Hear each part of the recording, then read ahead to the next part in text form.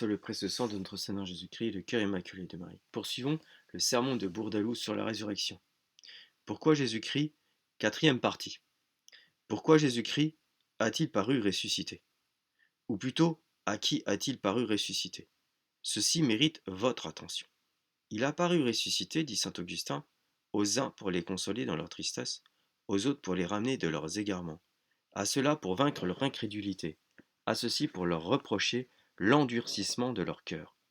Madeleine, les autres femmes qui l'avaient suivi, pleurent auprès du sépulcre, pénétrées de la vive douleur de leur cause, le souvenir et l'image encore toute récente de sa mort.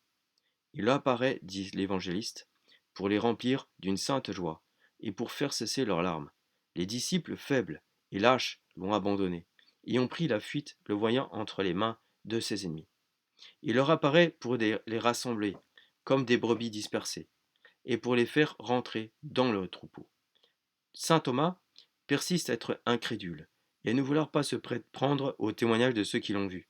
Il lui apparaît pour le convaincre, et pour ranimer sa foi presque éteinte. Les autres, quoique persuadés de la vérité, sont encore froids et indifférents. Il leur apparaît pour leur reprocher leur indifférence, et pour réveiller leur zèle. Encore une fois, modèle divin. Sur quoi nous devons nous former? Car c'est ainsi que nous devons paraître convertis pour la consolation des justes, pour la conversion des pécheurs, pour la conviction des libertins. Reprenons. Pour la consolation des justes. Car dans l'état de votre péché, mon cher auditeur, vous étiez mort, et combien d'âmes saintes pleuraient sur vous? Quelle douleur la charité qui les précède n'en leur faisait-elle pas sentir à la vue de vos désordres? Avec quel serment, ou, si vous voulez, avec quel épanchement de cœur n'ont-elles pas gémi devant Dieu? Par combien de pénitences secrètes n'ont-elles pas tâché de les expier? Et depuis combien de temps ne peut-on pas dire qu'elles étaient dans la peine, demandant grâce à Dieu pour vous et soupirant après votre conversion? Dieu a enfin, les a enfin exaucés, et selon leurs vœux. Vous voilà spirituellement ressuscités. Mais on vous dit que les temps, elles ont droit d'exiger de que vous leur paraissiez tels, afin qu'elles s'en réjouissent sur la terre, comme les anges bienheureux en triomphe dans le ciel. Que c'est une justice que vous leur devez, que comme votre péché les a désolés, il faut que votre retour à Dieu les console. Cela seul ne doit-il pas vous engager à leur en donner des preuves, mais des preuves assurées, que d'une part les comblent de joie, et qui de l'autre mettent comme le sceau à l'œuvre de votre salut, pour la conversion des pécheurs. Il y a de vos frères dans le monde qui se perdent, et qui, sortis des voies de Dieu, vivent au gré de leur passion, et ne suivent plus d'autre voie que celle de l'iniquité.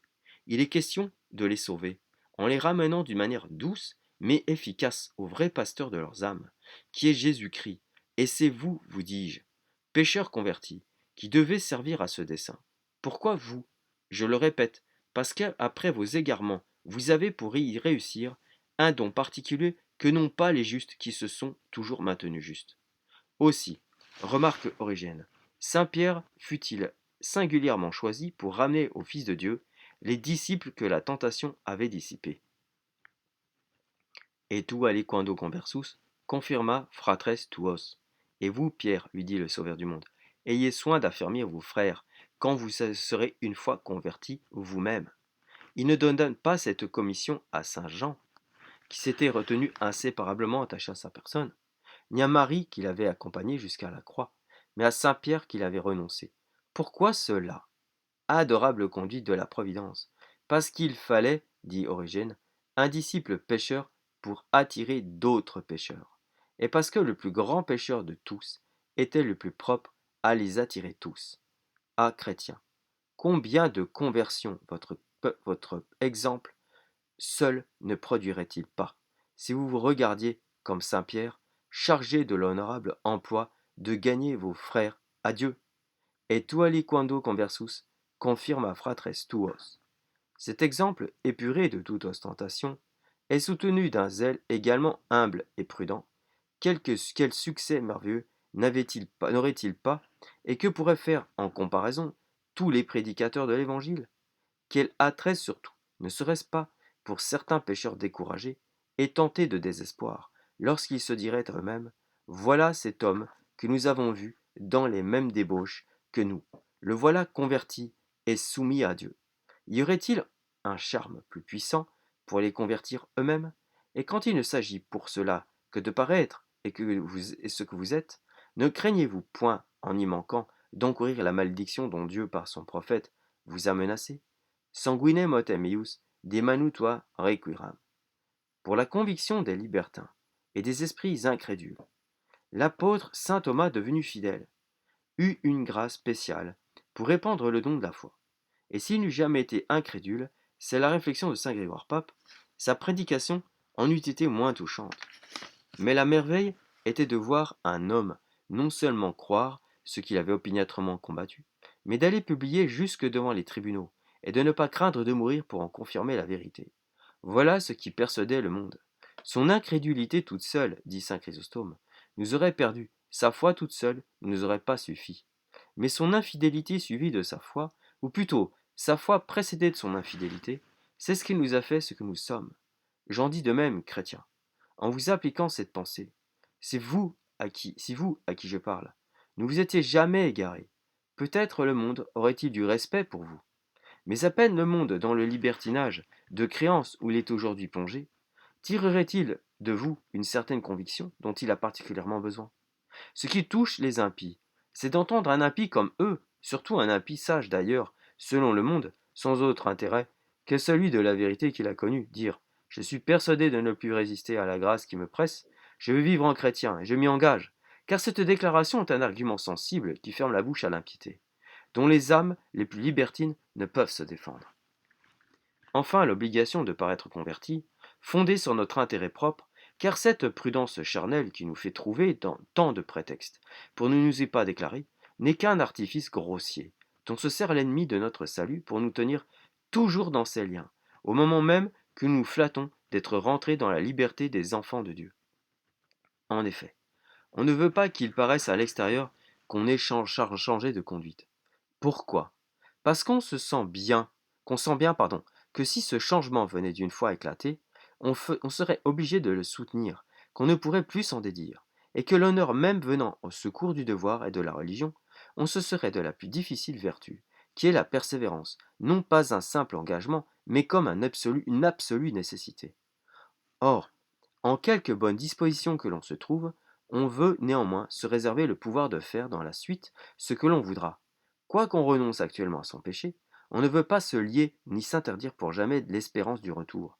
Cette nécessité de persévérer paraît affreuse, et l'on en craint les conséquences, c'est-à-dire on ne veut pas être inconstant, mais on veut, s'il était besoin, le pouvoir être, et parce qu'en donnant des marques de conversion, on ne le pourrait plus, ou qu'on ne le pourrait qu'aux dépens d'une certaine réputation dont on est jaloux. On aime mieux dissimuler et courir ainsi les risques de son inconstance que de s'assurer de soi-même en sautant une pernicieuse liberté. Car voilà, mes chers auditeurs, les illusions du cœur de l'homme. Mais je raisonne tout autrement, et je dis que nous devons garder comme un avantage de paraître convertis, puisque notre propre aveu, le paraître et l'avoir paru, est une raison qui nous engage indispensablement à l'être et à l'être toujours. Je dis que nous devons compter pour une grâce d'avoir trouvé par là le moyen de fixer nos légèretés, en faisant même servir des lois du monde à l'établissement solide et invariable de notre conversion. Mais si je retombe par une malheureuse fragilité dans mes premiers désordres, ma conversion, au lieu d'édifier, deviendra la matière d'un nouveau scandale. Abus chrétien. C'est à quoi la grâce de Jésus-Christ nous défend de penser, sinon, autant que cette pensée nous peut être salutaire, pour nous donner des forces, et pour nous animer, je dois craindre mes faiblesses, prévoir le danger. Mais je ne dois pas porter trop loin cette prévoyance et cette crainte. Elle me doit rendre vigilante, mais elle ne me doit pas rendre pusillanime. Elle doit m'éloigner des occasions par une sainte défiance de moi-même, mais elle ne doit pas m'ôter la confiance en Dieu, jusqu'à m'empêcher de faire des démarches pour mon salut, sans lesquelles la résolution que j'ai prise d'y travailler sera toujours chancelante. Si je me déclare, on jugera de moi, on en parlera. Eh bien, ce sera un secours contre la pente naturelle que j'aurai à me démentir, de considérer que j'aurai à soutenir les jugements et la censure du monde. On m'accusera de simplicité, de vanité, d'hypocrisie. d'intérêt. Je tâcherai de détruire tous ces soupçons. Celui de la simplicité, par ma prudence, celui de l'orgueil, par mon humilité, celui de l'hypocrisie, par la sincérité de ma pénitence, celui de l'intérêt, par un détachement parfait de toute chose. Du reste, disait saint Augustin, le monde parlera selon ses maximes, et moi je vivrai selon les miennes. Si le monde est juste, s'il est chrétien, il approuvera mon changement. Il en profitera, et s'il ne l'est pas, je dois le mépriser lui-même et l'avoir en horreur. Quoi qu'il en soit, être et paraître converti, être et paraître fidèle, être et paraître ce que l'on doit être, voilà, mes chers auditeurs, la grande morale que nous prêche Jésus-Christ ressuscité. Heureux, si je vous laisse, en finissant ce discours, non seulement instruit, mais persuadé et touché de ces deux importantes obligations. Après cela, quelque indigne que je sois de mon ministère, peut-être pourrais-je dire aussi bien que saint Paul, quand il quitta les chrétiens d'Éphèse et qu'il se sépara d'eux, que je suis pur devant Dieu et innocent de la perte des âmes. Si parmi ceux qui m'ont écouté, il y en avait encore qui dussent périr, qua propter confessor, vos quia mundus summa sanguine omnium. Et pourquoi? Parce que vous savez, ô mon Dieu, que je ne leur ai point caché vos vérités, mais que j'ai pris soin de leur représenter avec toute la liberté, quoique respectueuse, dont doit user un ministre de votre parole. Quand vous envoyez autrefois vos prophètes pour prêcher dans les cours des rois, vous voulez qu'ils y parussent comme des colonnes de fer et comme des murs d'airain, c'est-à-dire comme des ministres désintéressés, généreux, intrépides, ego quipe dedit hodie in columnam feriam, et in murmurium regibus iuda. Mais j'ose dire, Seigneur, que je n'ai pas même un besoin de ce caractère d'intrépidité pour annoncer ici votre évangile, parce que j'ai eu l'avantage de l'annoncer à un roi chrétien, un roi qui honore sa religion, qui l'honore dans le cœur et qui fait, en dehors d'une profession ouverte, de l'honorer, en un mot, à un roi qui aime la vérité. Vous défendiez à Jérémie de trembler en présence des rois de Juda, mais formides faciterum. Moi, j'aurais plutôt à me consoler de ce que la présence du plus grand des rois, bien loin de m'aspirer de la crainte, a augmenté ma confiance, bien loin d'affaiblir mon ministère, l'a fortifié et autorisé. Car la vérité que j'ai prêchée à la cour n'a jamais trouvé dans le cœur de ce monarque qu'une soumission édifiante et qu'une puissante protection. Voilà, sire, ce qui m'a soutenu, mais voilà ce qui élève votre majesté, ce que doit être, pour elle, un fond de mérite que rien ne durera jamais, l'amour et le zèle qu'elle a pour la vérité. Terminons ici le sermon de Bourdaloue pour ce dimanche de la résurrection adressé à tout le monde, à tous et aussi au roi Louis XIV. Et nous terminons ici puisqu'après il s'adresse au roi. Nous écourtons donc ce sermon.